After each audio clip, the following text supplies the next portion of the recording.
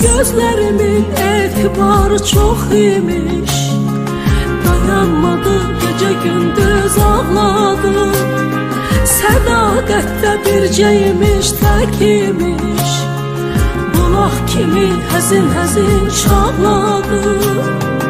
Ucaldı göylər ağım, kədərlə açıldı hər sabah. Allah'ım neymiş günahım, dersine mi çalım çarpaz dağladı.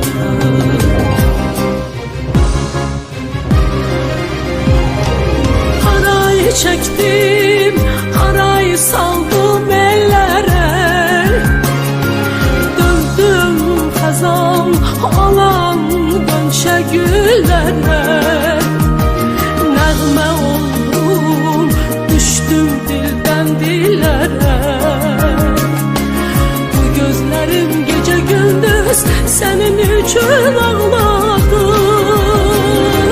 Haray çektim, haray saldım ellere, döndüm kazan olan dönşe güllere. Nəğmə oldum, düştüm dilden dillere. Bu gözlerim gece gündüz senin için ağladı, ah ağladı.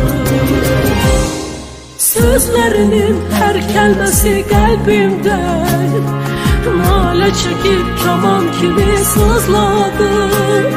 Sana benzersen avşar görende, bu gözlerim gizli gizli ağladı. Uçaldı göyler ağım, kederle açıldı her sabah. Allah'ım neydi günahım, dersine mi çalım çarpaz dağladı.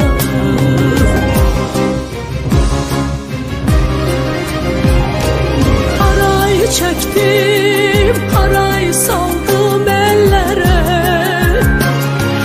döndüm hazan olan dönşe güllere. Nəğmə oldum, düştüm dilden dillere.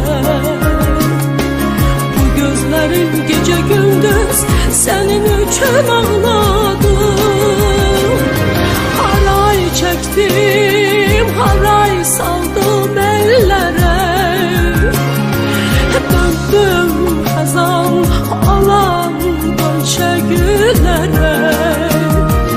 Nəğmə oldum, düştüm dilden dillere. Bu gözlerim gece gündüz senin için ağladı. Haray çektim, haray saldım ellere,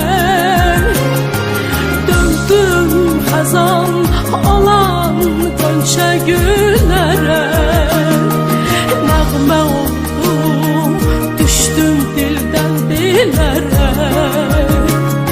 Bu gözlerim gece gündüz senin için ağladı, ah ağladı.